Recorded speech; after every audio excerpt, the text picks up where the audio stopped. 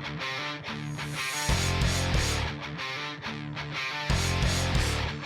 are watching End Zone, sponsored by Brahms. Welcome to another edition of the End Zone along with Camryn Johnson. I am Colby Daniels. It is a massive college football weekend as we inch closer to college football playoff rankings, and I think across the board conference races are starting to get really muddy, and that just makes college football a ton of fun. Camryn, how are you? Oh, good. I'm excited for this weekend. I mean, there's a lot of good matchups. I think we're at the point of the season where you're starting to see who might be contenders and pretenders. I know we'll talk about it later, but especially the SEC right now, we're getting to that point where you see who's the real deal and who maybe was overrated. That's right. Contenders and pretenders. We start to separate all those teams, and we're going to talk about that a little bit later. But we have to start the show with number 8, Ole Miss at 6-1. Number 13, Oklahoma at 6-1 in Norman. This is going to be a phenomenal matchup. I'm really excited for this game because I think, and we'll get into the individual matchups along the way, but I think this is by far the best opponent Oklahoma has faced to date. I know they lost to Texas, and we can talk about that a little bit later too, but I think from top to bottom, Ole Miss right now looks like the best football team that OU has faced and will be by far their biggest test. Yeah, I agree. And going back to the Texas, it's kind of like you said, or we were talking about, like Texas, it's one of those games where no matter who's good and who's not, it's always a close game. Wonky things happen. You don't know for sure.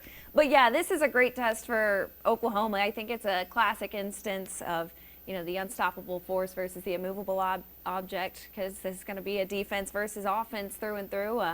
But yeah, I'm really excited. This is one of those games where I'm less confident with what I think is going to happen. Yeah, I'm excited for kickoff. Obviously, the hype started to build around this game and this matchup on Monday when Ole Miss head coach Lane Kiffin took the podium at his press conference. He did have a lot of really good things to say about Oklahoma, specifically on the defensive side of the ball, but about midway through the press conference, he was asked, like, why do you think they're so good at all these things that you're talking about? Because the Sooners rank, I mean, in the top 5 in basically every statistical category defensively, and this is how Lane Kiffin responded. It's phenomenal prep. You know, a film study of signals. I mean, that, you know, as I just tell you how it is. I think they do a great job of that. So if you study people really well, you know tendencies, and then you have enough confidence as a coach to go after those, that seems what he does. It seems like, you know, they've got a really good beat on the plays that are coming when they're called, and they do a great job of going and taking those away. When you look at the Auburn game, I mean, I told Hugh after the game watching it, I mean, you might want to switch the signals. Like, it looks like they have the plays. The middle safety's running down to steal slants, which is very abnormal. You may have just answered my next question, but do you get with that in mind? Do you have to kind of shake everything up from a signal standpoint this week, or do you do that every week anyway? No, we're going to keep our same signals. I mean, I guess I was wondering, do you do that every week, or is that something that you have to specifically address because of who you're playing? Yeah, that's a really good question, and competitively, I can't answer that for you. There you go. Shots fired from Ole Miss head coach Lane Kiffin, which is not out of the norm. I mean, that's kind of his personality. But if you're Oklahoma, you take that a certain way, don't you? Yeah, I mean, part of it is a compliment. I mean, because you're doing so well that they, like, when you start doing so well, people accuse you of cheating. As long as you're not actually cheating, that's a compliment. But yeah, it's interesting because there is that balance. It's like if you're just paying attention and doing your really extensive homework, it works. So, but yeah. But it is a compliment, but it's also almost like saying, well, I mean, what they do isn't just based on how good they are, right? Like there is an underhanded kind of slap in the face that is associated with that. Brent Venables in his press conference wasn't asked about the comments specifically, but he was asked what does go into his prep when they get ready to face an opponent like Ole Miss. Yeah, everything started, with Coach Stoops and Coach Snyder, Coach Levitt, my linebackers coach, just their prep, their detail. We would work on people year round, and I love that. I love the strategy of the game and trying to understand the DNA of people, mentality as much as you do the scheme. I think that's important. And then you study people in their most stressful, pressure-filled, game-on-the-line moments. Those always, from a DNA standpoint, always will show back up. But find out what people really believe in and what they do well. And, defensively, you got to, do your best to try to take those things away and make them, lean on something that maybe they're not quite as good at. There you go. That was Brent Venables. Similar to the conversation we had Red River Week when you had Sark specifically offensively versus Brent Venables' defense. This is another one of those Lane Kiffin offense versus Brent Venables' defense, which is going to be a ton of fun. So I got to ask you before we take a break and talk about that specific matchup. You mentioned it, contenders and pretenders. Who in the SEC is good? We'll look at the standings here. It's a very tight race, and we're going to start to get separation. But all week long, I've heard about the SEC. There are some teams that maybe are fraudulent despite their records, and some teams may be better than their records indicate. I think, to me, Alabama has proven the most. They've seemed legit when you look at their competition, who they face. They've really come a long way since that Florida State loss. Georgia's Georgia. I don't think they're the Georgia of the past by any means, but Texas A&M, maybe it's just because historically they've not been that top team in the SEC that I'm like, is that really true? But I mean, we'll see this weekend. This weekend's a good test for them. I mean, and how many times have they failed in November, right? Yeah, I mean, it feels like they have fallen short down the stretch of seasons on multiple occasions. So I'm kind of with you. So we see Ole Miss and Oklahoma right there with one loss. There are a bunch of one-loss teams in this league. This was thrown out earlier in the week. Oklahoma, they're 2 wins over SEC teams. Those teams are a combined 1-9 in SEC play. Auburn is 0-4. South Carolina is 1-4. So how good are those 2 wins? But when you talk about Ole Miss, they're 3-1. That's against 2-2 LSU, 0-4 Kentucky, and 0-3 Arkansas. 2-9 is the SEC record for their 3 SEC wins. So again, sometimes it's like you accumulate a bunch of wins, but are they quality wins? Right. Are they not? But I mean, to the point of the top of the show, this is where I think we start to get separation and start to get maybe some clarity as to what the record ultimately says. Yeah, I would agree. And I think just especially this time of year, like the games start to mean more anyway. And I feel like Ole Miss in recent years has been a real, maybe not contender, but they're one of the better teams in the SEC. And I think even just that, reputation, that's the word I'm looking for there. Yeah, I feel like this game, it carries a lot of weight because of that. But yeah, I mean, what a wild finish we're in for. No doubt, no doubt. All right, let's talk about that Brent Venables, Lane Kiffin matchup on the other side. OU's defense versus the Ole Miss offense next here on the End Zone.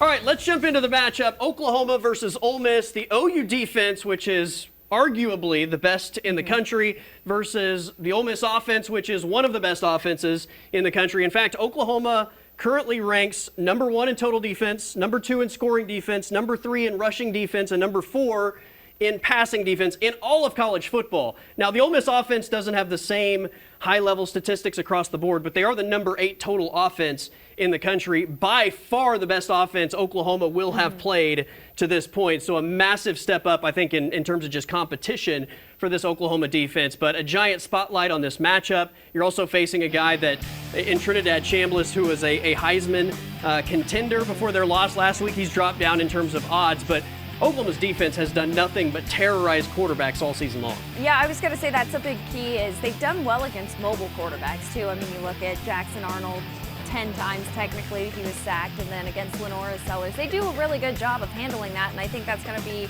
a key factor in this weekend's game. And, I mean, that defense is just, it's stout. It's hard to think. That's a correct statement. I think that's true. Oklahoma has the best defensive line in college football. We're now halfway through the season. I think that is absolutely true to this point of the season. That defensive front has been phenomenal. I think head and shoulders above any defensive line in the country. Watching Ole Miss and Georgia last week, there were times that Georgia, I thought, struggled to put some pressure on the quarterback, but in the fourth quarter, they absolutely terrorized the Ole Miss backfield. In fact, Trinidad Chambliss was 1 of 10 passing in the fourth quarter when Georgia really ramped up the pressure. I think the Oklahoma defensive front, this sounds crazy to say, is significantly better than the Georgia defensive front. If I told you that 2 years ago, you would boo me out of the studio. But Oklahoma, I think, if they can contain the run game, is going to have the opportunity to really generate a lot of pressure on Chambliss. Yeah, and I think that's been one of their strong suits this year, too, is going up against the run game. I mean, what makes their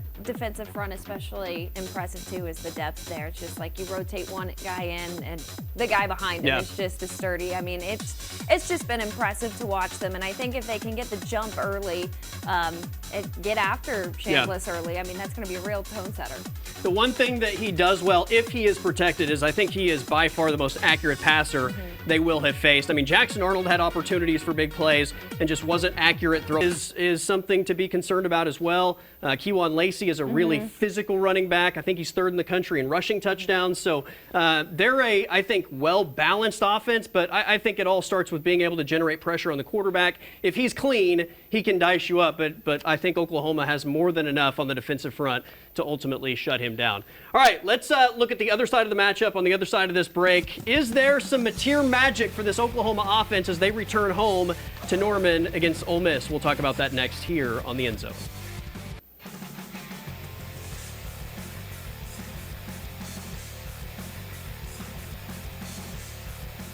All right, welcome back to the show, along with Camryn Johnson. I am Colby Daniels. By the way, stay tuned because we have some MAC football coming up at the end of this segment before we make game picks to wrap up the show. Before the break, I teased Mateer magic. Are we due for some Mateer magic this weekend in Norman? The Oklahoma offense, I mean, I think after a couple weeks to start the season, everybody was really excited. Obviously, you bring in Ben Arbuckle, you bring in John Mateer following the Michigan game. He's the front runner to win the Heisman Trophy. You play some pretty tough defenses early on, and the Mateer injury, things have sort of hit like a point where I think fans are asking, like, what's the next evolution of this offense? The good news is the rushing attack was clearly better last week against South Carolina. Yeah, it was easily one of their better games this season. I really hope that, I mean, the question is, can they do it again? Because, they had, I forget which game it was earlier this year, where they looked better and then just turned around. And Temple, maybe? Right, I think it was Temple. So, but yeah, no, it was really good to see them get rolling on the ground. Torrey Blaylock has been really impressive to me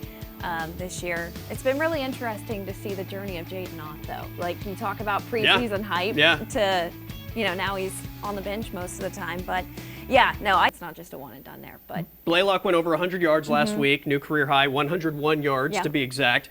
Averaged 5.3 a carry. Xavier Robinson also averaged 5.3 a carry. So overall, the rushing attack was significantly improved. I thought they made it a point to get the run game going last week. They didn't ask John Mateer to do a lot through the air. I don't know how much of that is just like, if we don't have to do it, let's not do it. Let's let him continue to maybe let that hand heal. I don't know. John Mateer is going to have to be a factor if Oklahoma is going to beat Ole Miss. I'm very curious to see what the play calling ultimately looks like. I know Georgia had a lot of success with Gunnar Stockton last week against this Ole Miss defense, both through the air and running the football. So I think John Mateer is going to have opportunities to make big plays. I'm also sort of waiting on the explosive plays from this Oklahoma offense to happen at some point. I mean, when you look at the entire country, explosive plays of 40 yards or more, Oklahoma ranks dead last in all of college football. 136 teams, they have 2 40-plus yard plays on the season. Dead last in the country. That's crazy. Yeah, and it's surprising, too, because this looked like an offense that was fully capable of those. So it's kind of like the defense and their lack of turnovers. It's like they're really good, but they don't have the numbers in the big plays where they need them. But yeah, I think going back to Mateer, this is 100%, this is a test for him because, Texas, you can argue that maybe, I know he says the hand wasn't an issue, but maybe mentally there was something there. Didn't play all that well. Then this past game, whether it was intentional or not, he wasn't used all that much. So this is really going to be okay, are you ready to get back on the horse here and lead us to victory, So we'll see. We've had a little bit of a passing of the torch as well. I think in the early stages of the season, Jaron Kanik was clearly the favorite target. It's been Isaiah Satania really the last few weeks. for Oklahoma, and I don't know if that's just because of the way the game has worked out, or if he's just performed at a level where the confidence has grown, but he's been fantastic for Oklahoma in the past game. Yeah, it's been fun to watch that. I watched him for a couple of years at Arkansas, and he kind of feel like last season it was a little bit quieter, but this season he has really just like grown into this fantastic player. It's fun to watch that dynamic between him and Mateer. And yeah. I think KOKH is going to have big opportunities, though. Georgia tight ends last week against this Ole Miss defense, 9 total catches, 85 yards, 3 touchdowns. So maybe this is a week for KOKH to get back on track and put out a really big statistical performance.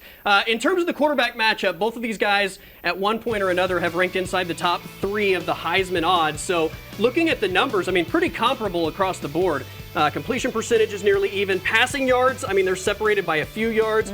Really, the only glaring difference between these two guys so far this season is that John Mateer's thrown 6 interceptions and Chambliss has only thrown 1. So Chambliss is taking care of the football, but outside of that, it's nearly identical numbers. Yeah, and I think I saw earlier today, actually, that Chambliss is the first quarterback since Eli Manning to throw for at least 250 yards in his first 5 starts. That's right. That's right. So, I mean, he's an impressive. That accuracy is really what impresses me the most. I mean, that it is a glaring difference when you see 6 interceptions to 1, but, that's going to be a fun battle to watch. Yeah, by far the best. We would have thought Mateer Arch Manning would have been the best quarterback battle of the season. Surprise, surprise, it's John Mateer and Trinidad Chambliss. All right, before we make our game picks, he's earned 1 more week at least. We'll see as we get into November and MACtion coming up. But MAC correspondent Adam King has 10 seconds of MAC football. Yeah, mid-season award watch lists are out. A lot of MAC representation, and these could be the guys that transfer to your schools and help your teams out. So let's start with freshman running back Camryn Petaway. That was 10 seconds of MAC football here on the End Zone. Along with Camryn Johnson, I'm Colby Daniels. Game picks next here on the End Zone. Time now for the Brahms in the Bag Pick of the Week. All right, it is a massive weekend of college football. Let's make some game picks. We got to start in the SEC. Big win as Missouri future Oklahoma opponent heads to Vandy. Yeah, who would have thought that, you go back a couple years ago, that Vanderbilt is a top 10 team and favored in a matchup, but I think it's for good reason. I'm going with the Commodores on this one. I might take Vandy on the road. The fact that they're at home in this matchup secures it for me. Give me Vandy minus the 2.5. Sticking in the SEC, maybe the game of the weekend outside of the local matchup, A&M at LSU, Death Valley at night. This one was a toss-up. I went back and forth on it for so long, but ultimately you just said it there. It's Saturday night in Death Valley. I think that gives the Tigers the advantage in this one. Plus, they bounce. A lot in their favor. LSU has been massively disappointing this season. I'm not saying their season is over, but what they've done so far versus the level of expectation, massively disappointing. A&M, I think, is the better football team here, but going on the road to Death Valley at night, I'm with you. Give me LSU plus 2.5, the home underdog. All right, as we move on, it's another future Oklahoma opponent, Tennessee at Kentucky. Yeah, I think poor Kentucky has not had the greatest run here recently. Tennessee looks pretty darn good to me. I feel comfortable in picking the Volunteers to cover this one and win it handily. So Kentucky at home taking Texas to overtime last week doesn't give you a ton of confidence? Okay, there is that. But or maybe that's just Texas not being good. I was going to say, that's more Texas to me. I think Oklahoma's still kicking themselves for letting that one get away. Yuck. I'm with you. Give me Vols minus 7.5, setting up a big matchup next week in Knoxville. All right, I don't know if this is the week, but Oklahoma State, another big underdog on the road at Texas Tech. Boy, they have just done so well at making these games entertaining in the early goings. They've made it especially entertaining from a fan standpoint, but ultimately, I think Texas Tech is better than the last few teams they've played, and I think that this one, Texas Tech will take. The quarterback situation worries me a little bit for Tech on covering, but if it's not broke, don't fix it. Right. Give me Texas Tech minus 36.5. Once OSU covers one of these big spreads, then maybe I'll swing back to picking them. All right, the game of the week in all of college football, number 8 Ole Miss at number 13 Oklahoma. This is going to be a fun one. Ultimately, I think that Oklahoma being at home is a big advantage. I think they're gonna get Mateer rolling again. Things are going to work out great. And the Sooners, I think, are going to get this one. Cut, copy, paste. Oklahoma defense wins it for the Sooners for I think I've said that 4 weeks in a row. Let's just continue the trend. The Oklahoma defense is the difference. All right, along with Camryn Johnson, I'm Colby Daniels. Everybody have a great college football weekend, and we'll see you next week.